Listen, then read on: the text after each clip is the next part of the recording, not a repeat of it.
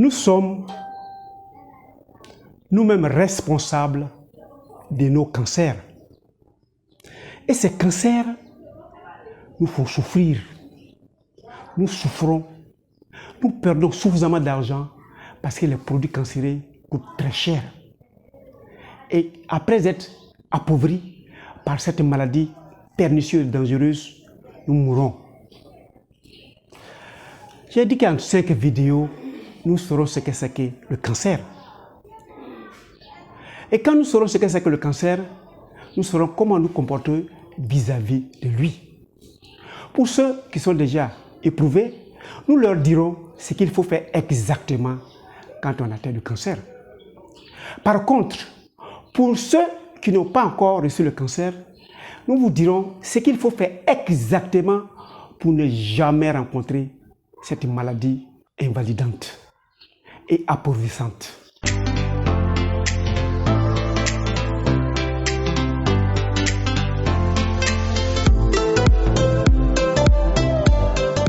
Bienvenue à Objectif Santé, votre chaîne de bien-être qui vous permettra cette fois de connaître ce que c'est que le cancer, les circonstances d'apparition, surtout les souffrances que nous faisons avec ce cancer et évidemment, nous apprendrons comment éviter ce cancer. Je suis Docteur Nature. Je vous fais découvrir les professions de la santé qui, lorsque vous allez appliquer, vous vivrez sur cette terre en parfaite santé. Et pour ceux que ça intéressera de se rendre utile dans les sociétés, on pourra faire d'excellents collègues. Non seulement ça va les servir, mais ils pourront servir les communautés. Et nous avons aussi une gamme d'aliments, médicaments, alicaments, que lorsqu'on les utilise, on vit mieux sur cette terre. Alors, les cellules qui sont programmées à vivre, à se multiplier, à se régénérer, elles sont programmées à une mort contrôlée. Pourquoi ces cellules tombent malades? Chacun de nous a près de 100 000 milliards de cellules en son corps. Docteur Nature qui vous parle, il a 100 000 milliards de cellules dans son corps. Comment fonctionnent ces cellules? Dans la toute première vidéo, vous regardez, surtout regardez avec beaucoup de concentration, ça vous permettra de comprendre comment une maladie s'installe dans votre corps. Aujourd'hui, nous saurons comment fonctionne une cellule normalement et comment l'implication des cellules anormales rentre. Dans ce que nous avions vu, là, quand j'ai pris l'exemple de Docteur Nature, j'ai parlé du père du Docteur Nature qui a donné un ARN en parfaite santé et j'ai pris l'exemple de la taille. J'ai pris la mère qui a un ARN de la maman et donc j'ai pris l'exemple de la taille.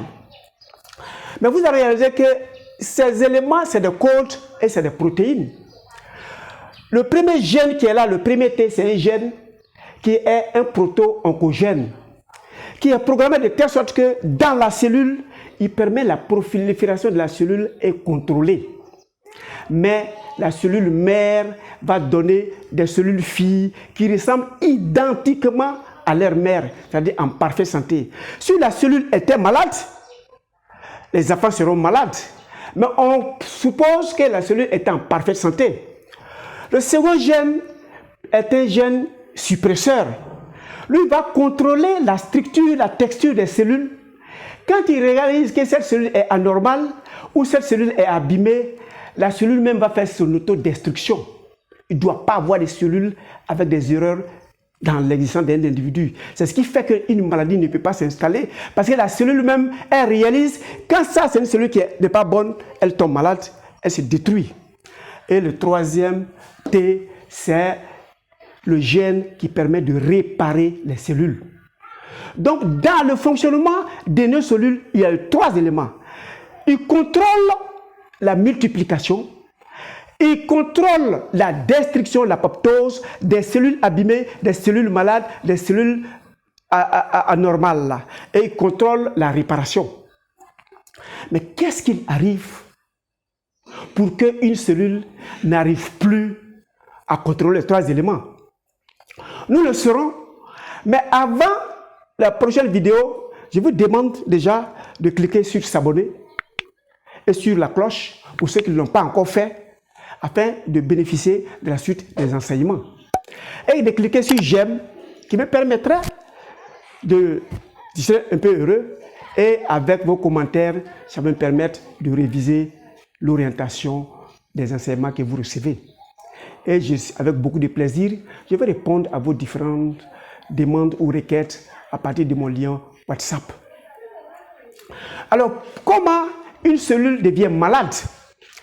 Une cellule devient malade, surtout cancérisée, parce qu'on sait déjà qu'il y a 3 fonctions. La première des fonctions, il faut faire sa division, il doit être proto-oncogène, il doit pouvoir se diviser. Deuxième, il y a des gènes suppresseurs qui les détruisent. Et le troisième, il y a les gènes réparateurs qui réparent la cellule.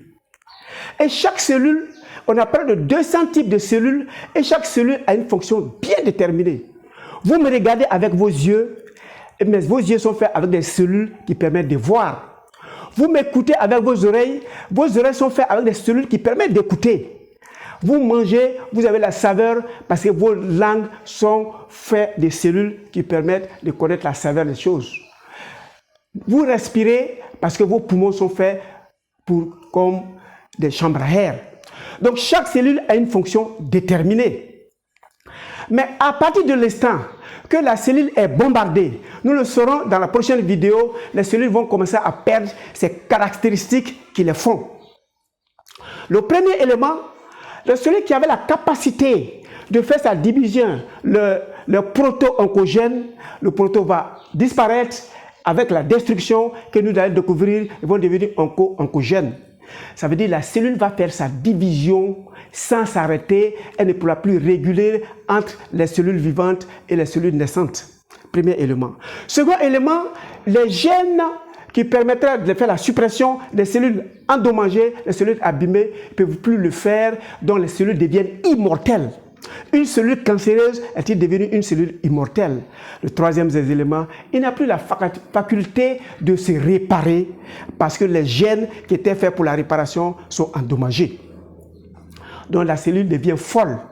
Elle fait sa division sans relâche et elle vit éternellement. La cellule devient éternelle et les erreurs qui y sont, la cellule ne peut plus les réparer.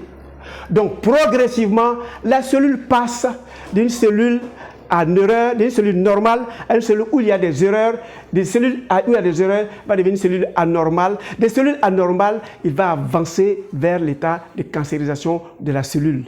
Et c'est ainsi que progressivement, la cellule va devenir cancérigène. Mais est-ce que le cancer est héréditaire? Non. Le cancer n'est pas héréditaire parce que très souvent, le cancer se lie sur les cellules somatiques, c'est-à-dire les cellules de nos yeux, de nos oreilles. Le cancer, très souvent, n'arrive pas dans nos cellules sexuelles. Donc, il ne peut pas avoir d'ovaire cancérisé, il ne peut pas avoir de spermatozoïdes cancérisés. Donc, c'est dans les spermatozoïdes se trouvent les codes de la mère et du père que j'ai stigmatisé ici. L'ADN, l'ARN du père, l'ARN de la mère, c'est dans la copulation, dans les rapports que les deux viennent et l'individu fabrique un œuf qui devient l'homme que vous êtes. Donc la cancérisation, c'est que nous allons découvrir, généralement nous sommes responsables parce que c'est au niveau des ADN qui sont dans nos cellules où nous sommes déjà nés et nous avons la faculté de respirer, de décider, nous allons décider de bombarder ces cellules à partir de certains facteurs que nous verrons dans la prochaine vidéo. Donc il faut que vous soyez prêts à écouter la prochaine vidéo. Et c'est progressivement, nous évoluons vers une cellule cancérisée. Mesdames et messieurs, voilà comment nous étions faits et voilà les processus qui nous amènent à passer d'une cellule saine à une cellule cancérisée. Nous nous reverrons dans la troisième vidéo où nous dirons qu'est-ce que nous faisons exactement qui va bombarder ces gènes que nos parents ont donnés, qui étaient bien sains et que nous étions bien portants et volontairement, nous allons les détruire à partir de nous-mêmes, notre propre volonté. En attendant que nous nous voyons, retenez que l'objectif de Docteur Nature, c'est votre santé. Je vous souhaite excellente santé.